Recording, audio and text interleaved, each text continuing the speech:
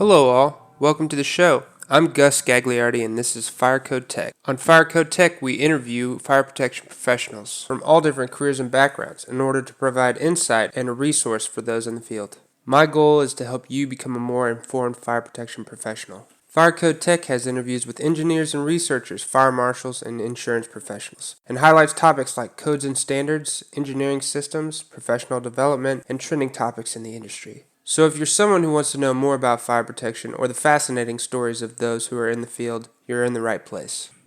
Hello all, welcome to Fire Code Tech.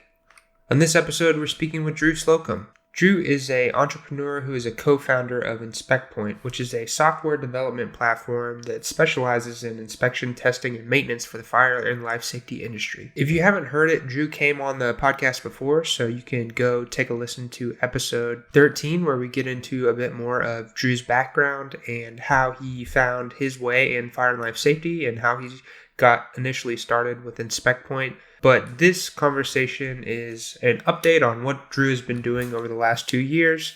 It's probably been a year and change since I spoke with him, but it's packed full with tips for business development, entrepreneurs, how to be a more competitive professional, and I really enjoyed speaking with Drew.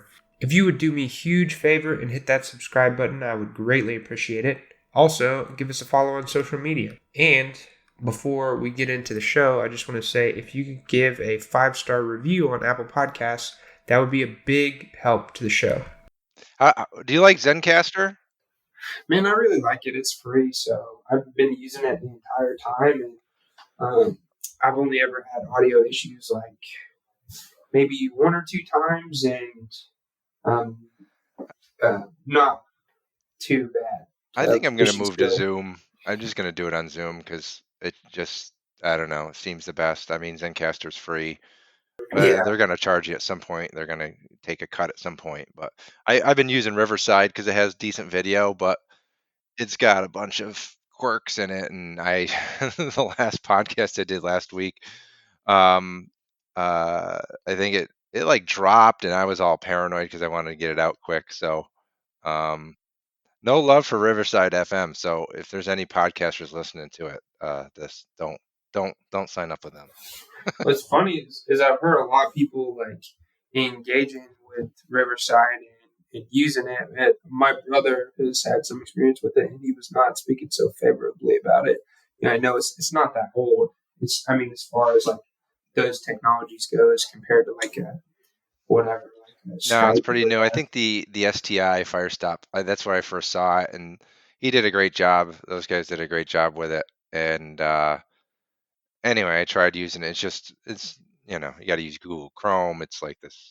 It's a lot of bells and whistles. Yeah. The only problem I've had with Zencaster is like people with like firewalls sometimes get blocked out from big organizations because it's like it's not like a Teams or something. It's real commercially like well branded or known. So some companies' firewalls are like, what's this sketchy link they're trying to get you to allow permissions for? But other than that, pretty solid.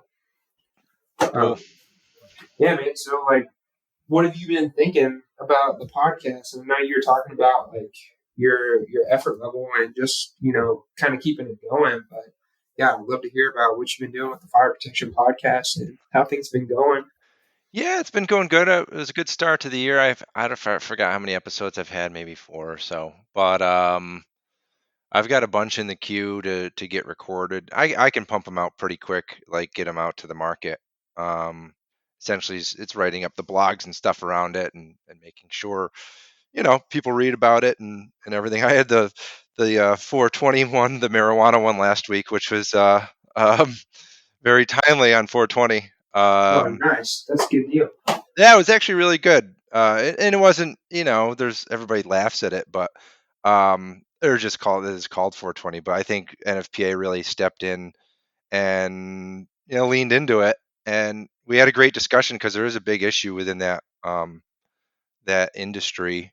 And so I'm going to try to get to once the summer hits a little bit more, 2 podcasts a month, but really focus on things within the industry that are problematic or just trends that we're seeing kind of. And I do like having manufacturers on.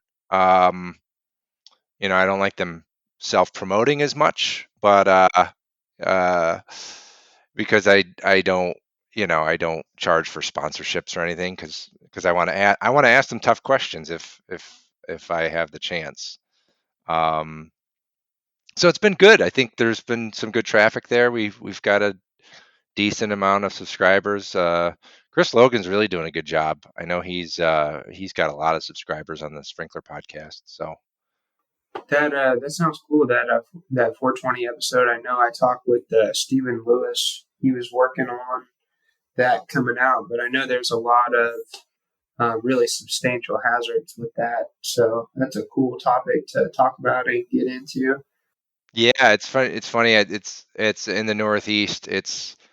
I talk to fire protection engineers and even contractors, and it's like it's just this crazy growth market, no pun intended. And there's a lot of issues with. It's going up so fast. The facilities and the changes in their technology of producing it and extraction and all that um, they don't understand some of the fire protection concerns. And luckily, there's FPEs that are kind of working on it now. So I think I don't think there's been a couple big incidences like in California. I think there was an extraction facility that exploded or whatever. Yeah, that Um, was pretty bad. but nothing like all the Home Depot and and warehouse fires lately, which has kind of Oh my gosh. been crazy. So Yeah, did you see that Walmart distribution center that went up and they could see it from like the weather patterns from space? oh yeah, it's nuts. And I don't know. I haven't dug into it too much. I mean, there's probably some topics there to talk about. Yeah, It'll take probably a few months for things to come out of the wash. So yeah. I think people love that forensics or like fire investigations. That it's hard to. Well, I haven't sought very many professionals on that topic, but like went to a fire marshal's conference recently, and they were talking about there was a pretty substantial fire like within a stone's throw from where I was working in downtown Oklahoma City. And it was like a $40 million residential facility that was a month away from opening, and then just went up like matchsticks.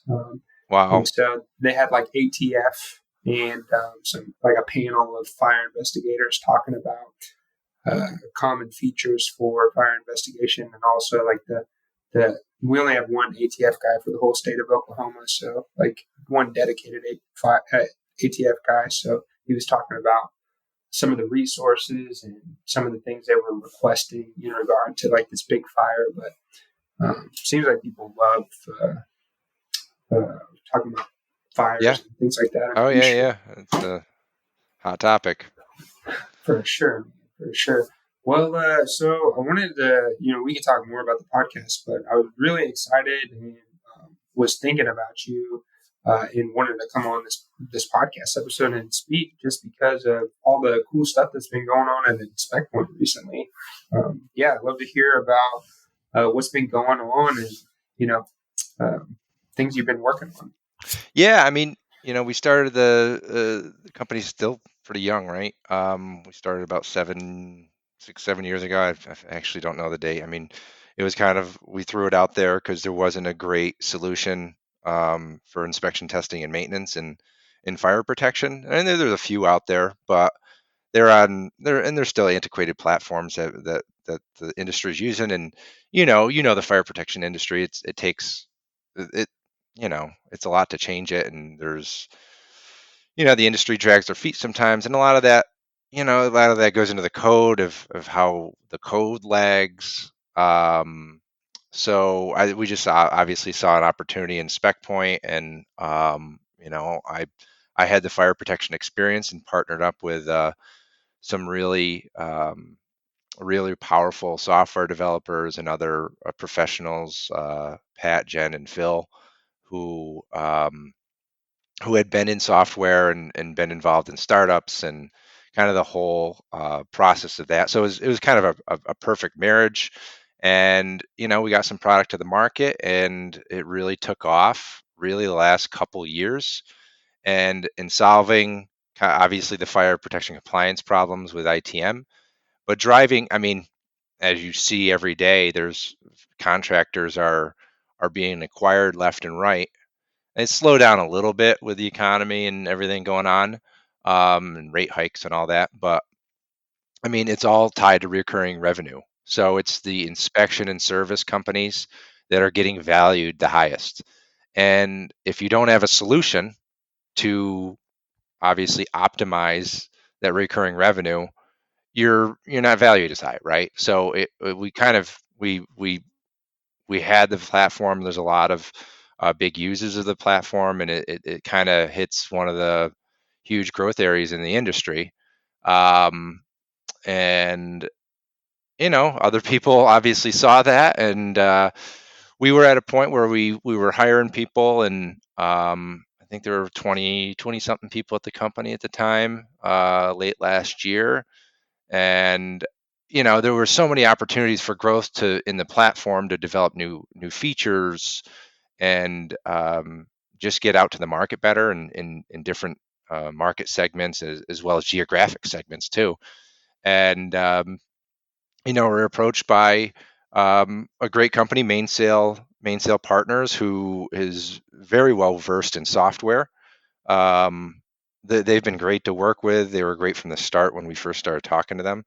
And they have a great formula to they're in all these different niche software markets. They're in heavy duty trucking, they're in pest control, they're in landscaping, and all these little niche markets that they've invested in software. They have one for like liquid waste and porta potties. Like who would ever think there's a software for porta potties? It's That's kind of pretty wild. wild. That's yeah. I mean, but porta potties are ubiquitous. They're all over the place. So that makes sense if somebody was trying to figure out, how Yeah, do I get a tech company out of yeah. porta johns? That's Well, pretty smart. I had a septic guy, show up at my door. I had to get my septic tank pumped last year. I'm like, they're service companies, right? So that fire industry has got all the compliance in there. Um, it's got all the compliance in there. It's super niche. We've made a good name for ourselves. We have a huge growth, and 50% of the market's still on antiquated methods like pen, paper, Excel, or PDF, so stuff like that. So um, there's just a lot of room to grow. So partnering up with them, it really infused us with a bunch of cash to really, um, grow. I mean, we could hire one or two people at a time before, and it wasn't a struggle or anything. It was just slow growth. Now we can really develop. I mean, so far this year we've had like I don't know 5 huge new features, and over the next 6 months, products are going to really transform and help the fire protection industry to kind of push forward. That's super exciting. I mean, that has to be a wild time for you as a founder and somebody who has been in since the ground up. I mean, even 20 people in a company is a substantial company. That's by no means a Yeah. like startup or a bootstrap. So to be Right. going from that to like, you're quickly approaching like medium sized company, and in some really cool technology in a space that is without a doubt fascinating to me. I mean, the intersection between tech company and fire and life safety. I think Yeah. that's just awesome, man. Really cool to hear about. Yeah. It's funny. I work for obviously two big manufacturers, Tyco and Viking, prior to InspectPoint, and they were great. They're great for training. They knew what they were doing within the spaces they were in, but technology it was so slow, and a lot of it was code and testing and stuff like that, and making sure the market fit the product, um, which is tough. They're in a tough spot. You can't just throw something out to the market. But the tech side with software and technology, it's like yeah, you throw it against the wall, develop it, and see if it works. And yeah, you need to prove it out, but it's a lot faster than developing a sprinkler head or a new extinguisher or something like that. Yeah, I guess you don't have to like get the inspection ITM software like listed, so that cuts out a huge piece of that kind of hindrance that you're speaking to in the fire and life safety industry, Right. like that ties itself to code and kind of inhibits that quick growth or that technology model that's been so successful. Like another thing you're talking about that just makes so much sense, and I see so many tech companies capitalizing on is like the subscription model and how to develop a service that generates a lot of value and just a consistent subscription basis for people to latch on to for InspectPoint. So that's pretty cool. But I wanted to ask you about like you mentioned some features that you are have released this year or that you've been developing recently. I'd love to hear about what some of those features are. I know broad overview of what InspectPoint is, but yeah, for my own interest and for the listeners, like what are some of these features or some of these value adds for InspectPoint? A lot of it, we've kind of there's a few focus areas. One of them, the main one, or at least for, and it'll probably continue, is the FSM. So it's field service management. So we're great at the inspection side and the compliance side, and that's always improving too. We thought we'd be done with it in like a year or two, and we're still having to do it because code changes. The workflows for compliance and everything can get better, right? And that's always changing because the code's changing. But the FSM side, so like dispatching, getting, there's like 100 plus different service and dispatching softwares out there, right? That handle your landscape, or that handle your HVAC. So there's like a lot of generic that are great for that dispatching and fleet management, stuff like that. There's only a few of us in really the fire protection side. Um, so bringing that fire protection and blending in the field service management is the biggest goal, and we've been doing that over the last few years anyway. But getting and just scheduling improvements of how fire protection is scheduled, and getting quotations out to your customers for contracts, for follow-ups, really making an impact on the contractor or the facility. We handle a lot of facilities as well, but it's majority contractors and equipment distributors, things like that. So the follow-up work, and then we're developing a full uh, kind of time and material. So any field technician, whether doing install, inspection, service, whatever they're doing, the business will be able to grab their time and material, right? Which is the main cost to, even on the engineering side, you got to grab your time for the specific projects, right? So a better time capture mobily, that's going to be launched next month, I believe. And then we're getting specific into the fire extinguisher side to make it easier to do swaps and inventory on the trucks. So that's really cool to see.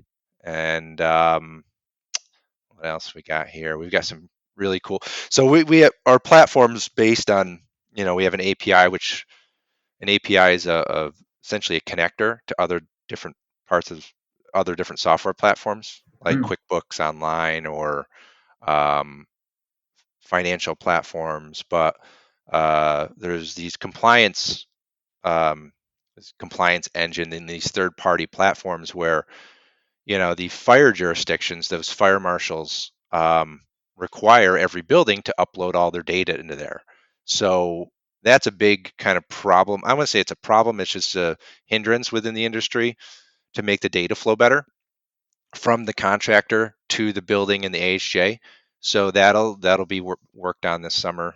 That's actually a huge problem, at least on the contractor and building side. So um, yeah, it's good. And again, FSM, and we've got like 20 to 30 big initiatives, but those are the main ones right now. Very cool, man. Cool to hear about. I love, I'm got into coding a little bit for a while, and so love hearing about tech and APIs and how to take some of these, big concepts and integrate them into fire and life safety, which is something that I think about a lot, just as an entrepreneur and somebody who is interested in seeing the industry develop. But you're mentioning like how that data piece and that reporting data piece is a big problem, but I don't think I fully understand that and why that's an issue. Would you just like to explain that a Sure. little bit more? Yeah, totally. So, what it is fire jurisdictions, ASJs, fire marshals, um, whether it's a city, whether it's a town, whether it's a state, they want to look at all of their fire protection systems, right? Make sure their fire alarm, buildings have correct protection per the fire code, which then comes down from the International Building Code, right? Um, so they're installed per the usually NFPA standards, right? And at least in the U.S., the NFPA standards. So they're installed that way. Now they have to be maintained at a certain frequency, right? Usually, definitely annually, but there's more frequent, with like sprinkler and some extinguisher and everything. Um, so up until like, I don't know, 10 years ago, there was no great way for the AHJs to find out how their buildings are doing with maintenance. So are are there fires happening because of faulty, sprinkler systems or not, a fire alarm panel being off, whatever.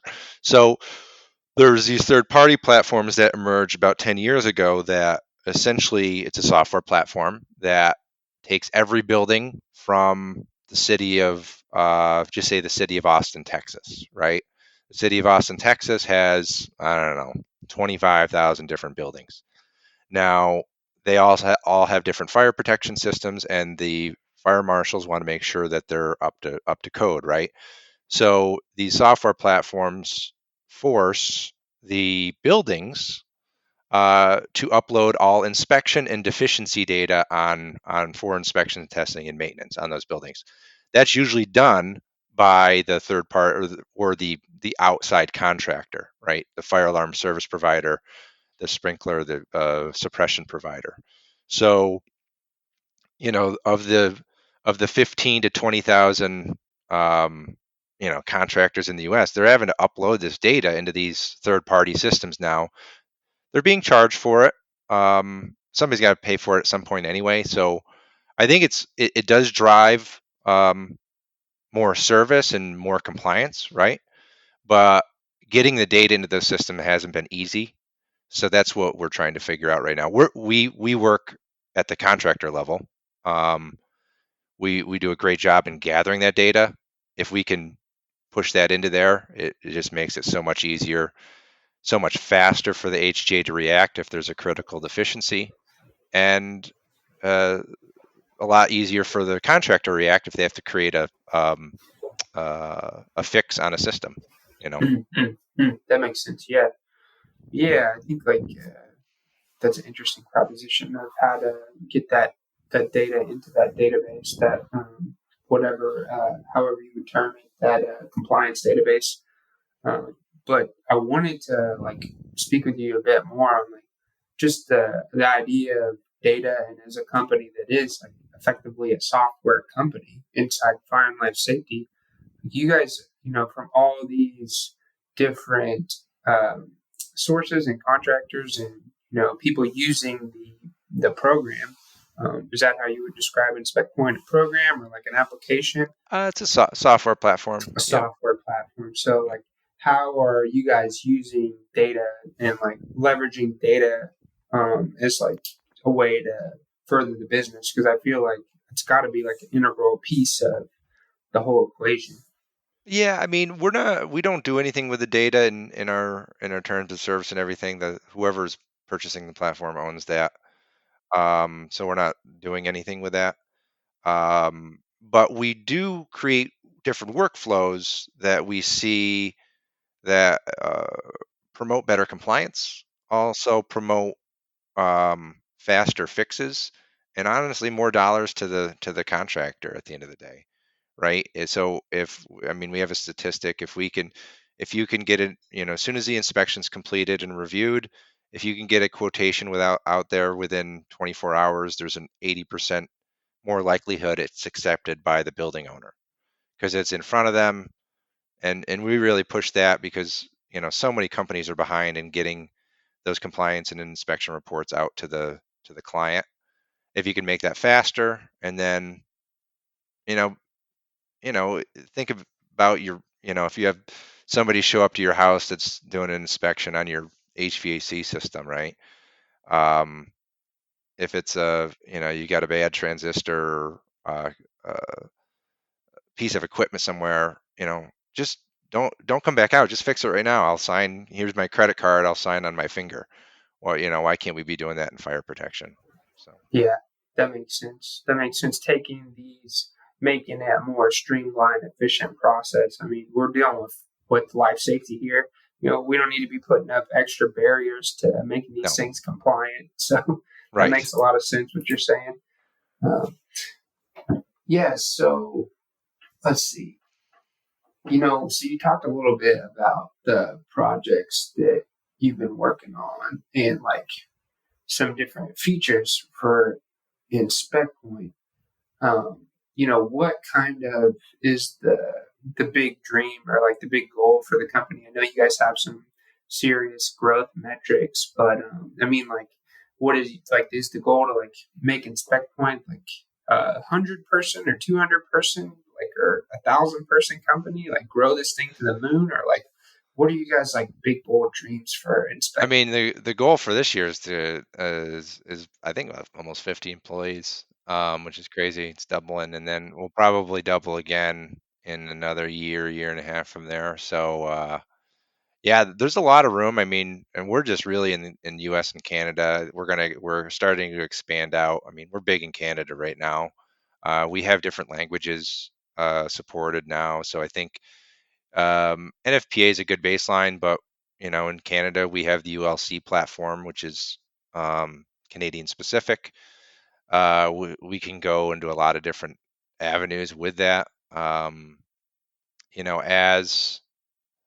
there's going to be a lot of add-ons with the product as well. So as and if one of your questions has to do with NFPA 915, which is remote inspections, um, which is coming really fast, but it's not really it's not a standard yet, and it's not that's going to be adopted AHJ to AHJ. They're gonna decide that, right? But it's going to have the option within the different codes of 25 and 72 and all those other ones, to have the option to do remote inspection and testing.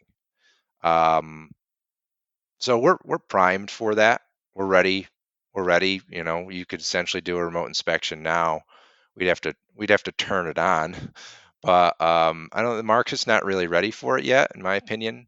Um, and I don't think the structure and the code's there yet either. So, but that's interesting to see, right? Of why can't a junior technician go out, um, not to like a critical facility, but maybe like apartment complex or something like that? Can't they have a set of Google glasses on, or virtual glasses on? And why can't you know if they have a question on a specific technical question, that could go back to a senior technician who's back in the office, and they can kind of troubleshoot it and get it fixed right away. Yeah, that makes sense. There's already a labor problem with technicians and installation techs, right? So this is only going to help that. I think the fear is there's a little bit of fear right out there of how that's going to work and making sure that there are certified people doing that. Um, but that's all going to be handled within the code, right? I don't. We're not trying to take away um, people's jobs. We're just trying to make them more efficient. And there's already a problem with labor shortage. So how do we solve that? Yeah. Yeah, for sure. I mean, there's a lot of big issues with even making sure that this, uh, inspection testing and maintenance gets done. So how to build a better mousetrap for how this gets done, and integrating it with technology, I think, is only the inevitable. So InspectPoint, poising itself to make that transition or integrate that service when the code cycle in the market has an appetite for that, I think is a really unique thought, and like a cool idea. But yeah, I see the challenges with it, and just like people in their hesitance to adopt something like this, even though it makes sense. I mean, video capturing of these inspection pieces. And We're starting to, we do everything over Zoom, and we're starting to record everything of just reach outs to our customer base and presentations that we give, right? So there's documented, video of the meetings, right? So why can't we do that, live? I mean, that's a big compliance thing too. So if you show that you're doing the inspection, you're showing you're doing the testing, yeah, that could potentially open up to liability if you're doing something incorrect. But I don't know. The more eyes and ears you have on an inspection, I think the better. Anyway, this is my thought. No, I think you're right. And I think that we're only going to see more and more opportunity for this to be adding value. I mean, I know that I spoke with. I don't know if you've had Christina Francis on the podcast, but she was talking about in her time at Procter and Gamble, like some of the remote testing and inspection that Procter and Gamble had in place. Yeah. Where they could run gauges or had readings from gauges at all times, and Yep. Readings on the pumps, and kind of get like an EKG of the system and see performance. Yep. And so, I mean, I think that's where the industry's headed. And fire protection really doesn't have, it's all still manual valves, and most of it, most of the industry is a lot of tech that is not new or right. Sexy because of that listing process that we were talking about. So yeah, so listen, we work with Procter and Gamble with our platform, right? And I know Christina very well. She helped us out early on, and I know she's I'm eager to see her in Boston at NFPA, but and what she's doing at Tesla. But they were able to do a lot of that because they were their own kind of HJ within those facilities. Right. So and they have some really forward thinking systems that grab readings, right? Grab the fire pump churns automatically, and I would love for the market to do it. I think there's a price point and just a comfortability of the market. I hope it gets there. I think it will in our lifetime, but right, the code and listings have to change to a certain point, and being involved in NFPA, that doesn't happen as quick as technology comes out, right? Yeah, without a doubt. The wheels of code turn slow. I've said it a number of times on this podcast. I'm sure people are tired of me saying it, but yeah, it's interesting hearing, like, before talking with Christina, I didn't even know people were doing that sort of thing. So to even hear that it's happening in the industry at all felt positive to me. But it just, how do you straddle the line between innovation and advancement of technology and, kind of services, and then also, this listing process of doing our due diligence on the technology and making sure that these pieces of equipment and these services are vetted properly. I know that's a pretty substantial financial and time barrier to entry for bringing a product to market. I've been just like a big interest in technology, and I know it's been a through line in your career as well. And so I'm kind of like, I guess, just gung ho on like wanting that to be progressed, but I understand that there's got to be checks and balances. But yeah, and I think the manufacturers are starting to push it, at least on the fire alarm side. some of the automation, but some of the sprinkler systems, suppression systems, definitely in the extinguisher end.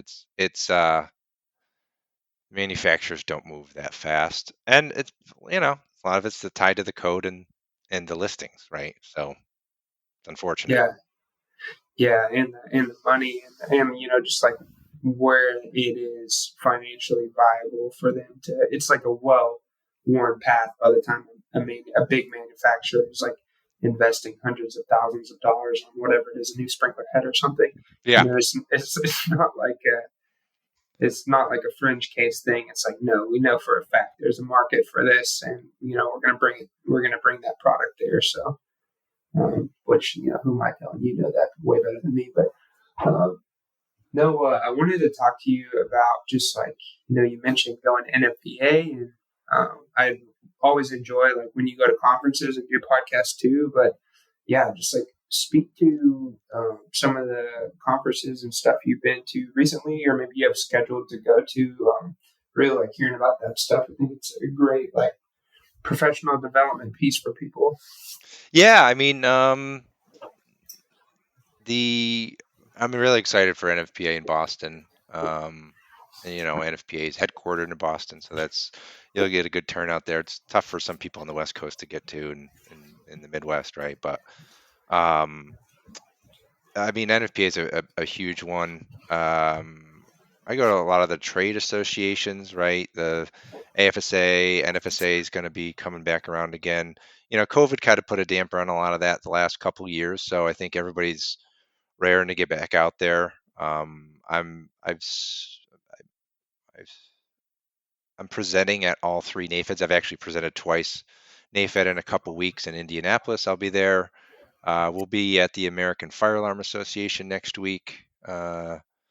Jeff will be down there from InspectPoint. So ISC West, which I really wanted to go to, that was really well attended. That's on the fire alarm and security end. That's going to be in New York City, I think, in the fall.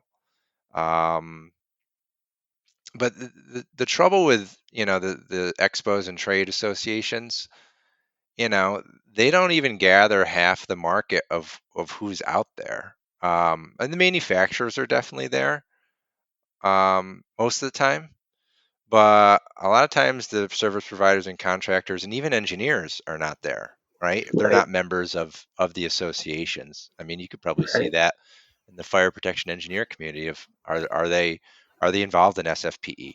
I mean, right. SFPE probably has, I don't know, pretty low percentage of the FPEs out there, and that's tough. I wish there were more, and I don't know how. And maybe there's a swing because it used to be, I think there was a lot more participation, and maybe there's been a lull, and the new generation's taking over that wants to be more involved in some of the associations and everything. Um, but I think the associations have to change to a certain extent a little bit too, to entice more participation and cater to the newer generations too, right? Yeah, without a doubt, I've been seeing that at the local chapter level for SFPE, just like how to get engagement from people. We've been working on trying to be more like digitally minded, not forcing people to come into in-person meetings, and Hmm. trying to focus on some different initiatives to get the students involved. It's hard. I mean, like it's really a lot of the old guard who are participating in the larger numbers. Who are not opposed to these in-person interactions where you're speaking with people on a face-to-face basis. And I mean, I think probably my generation and definitely the new generation coming out of school is just like way more comfortable with that digital engagement. So I don't know. I Yeah, think it's that participation piece is huge, and I think there is a lot of professional organizations struggling with that. But that's a very interesting point you bring up about like how much of the fire protection engineering community does SFPE really capture. I don't know, but I right. sure would be interested to find out. Like, how do we get more people to the table? Yeah, How do we make it easier for people to get involved and like bring their knowledge to the table, bring like their businesses and service to the table? Well, I think what you're doing right here, and I do in the podcast and on the podcast, right? Uh, we get way more listeners and downloads than than any trade show out there, right? Yeah. You could pick NFPA in Boston, and if you put, podcasts up for a month, you're going to get way more listens than you will attendees at NFPA. Yes, it's not the same. You're not going to see the product, meet the people face to face. But I think it's a great avenue for, um, I don't know, the new wave, and you've done a great job. Uh, Chris Logan's done a great job, and we're trying to set the table as well. at Yeah, Fire I appreciate Podcast. that. That's like why I got into it. Honestly, is because I wanted to go to some of these big conferences, but as like a 1 or 2 year professional out of college, like they're not paying $2,000 for me to go, whatever, fly to Vegas or something and put Yeah, me up for a night and like send me to the conference. So I do think that like more webinars, like what we're doing with the podcasts and just, more content in general is really good for the community and everybody as far as just like stimulating that conversation and trying to get people excited or even engaged with the industry. it's free too, right? Yeah. You can do it anywhere. You can do it on the way to work. You can do it Yeah. raking leaves in the yard. You can do it whenever. So, I mean, I know that you're a podcast fan too. So, yeah, that's how I was, started thinking about it. But I know you were telling me before about how you were a podcast fan, and that's what got you thinking about it. But it just makes too much sense, for people who really want to listen to two fire nerds talk. Like it's out there and available for you. Yep. Totally. But yeah, so like just wrapping it up and like ending and thinking about like professionalism or kind of advice or things that you could offer to people listening. You're somebody who has seen success in your professional career. I've seen you build rapport with people and establish and keep relationships, and I think that's an incredible skill and something that brings huge value to businesses. But yeah, what kind of advice would you have for people who are listening on just like how to maintain business connections, how to I know your professional involvement and kind of going to these conferences is a big piece. But yeah, do you have any thoughts for that? Yeah, I mean, to go on the associations piece, if you're a young professional, I mean, get involved, go to the meetings, volunteer. They need volunteers to be on these these different local committees, and then obviously you can move into the national at some point. But it takes some time, and you gotta, give up a few nights and days to, your spare time to do it. But that's how I got started, at least in the New York metro area.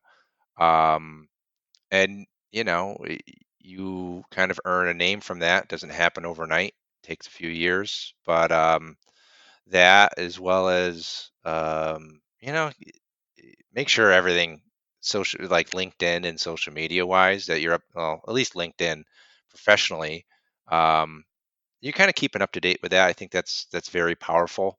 um, not everybody's doing that, but at least the younger, it is a younger generation thing, and it's older too. It's just it's more predominant percentage wise, probably on the younger side. But stay active there, and I don't know, just be open to learning new things within the business, and ask questions, volunteer your time to put yourself out there, right? I remember working back in the day with Tyco JCI, and I was just supposed to be doing sprinkler and all that, but I wanted to learn everything. Throw everything at me, send me to any training you can. I want to be heavily involved, and you know, talk to people, pick their brain. Um, whether it's somebody like me or somebody even like you, Gus, right?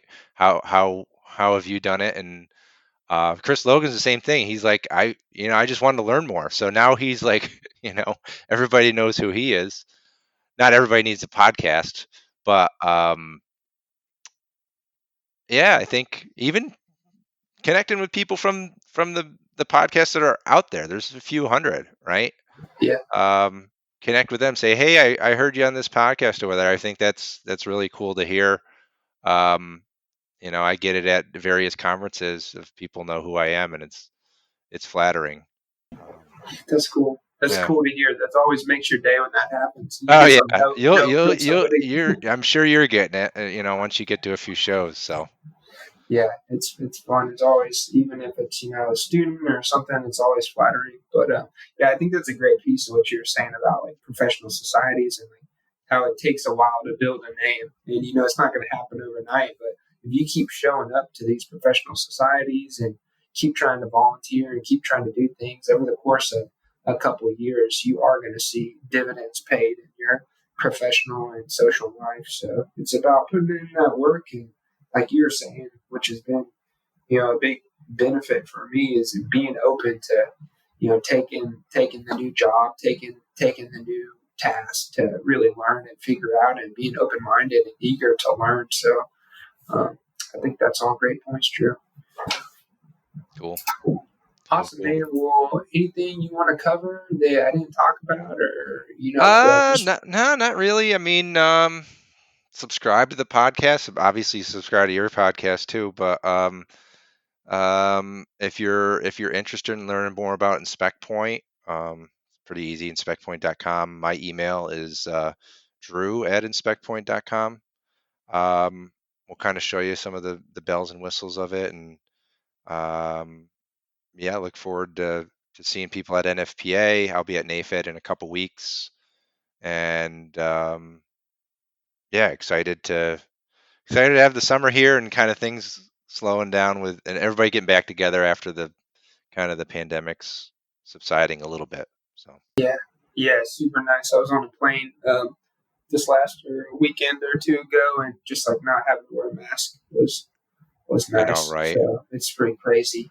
I know, it's kind of You nuts. don't think after like a couple hours on the plane how much relief that would be, Yeah. Yeah, it's nice. Things are starting to get more normal, not completely normal, but yeah, man, I just want to thank you so much for coming on and sharing your knowledge and talking about what you've been doing. But yeah, big thanks. And, yeah, excited Cool. to see what you're gonna do with InspectPoint podcast. Man, it's all good stuff. Yeah. Stay tuned, and we'll talk to you soon, Gus. Yeah, and subscribe to the Fire Yeah, Protection that's right. Podcast and Both of them. the Fire Code Tech Podcast. Go Yep. do it now. All right, man. Thanks for listening, everybody. Be sure to share the episode with a friend if you enjoyed it. Don't forget that fire protection and life safety is serious business. The views and opinions expressed on this podcast are by no means a professional consultation or a codes and standards interpretation. Be sure to contact a licensed professional if you are getting involved with fire protection and or life safety. Thanks again, and we'll see you next time.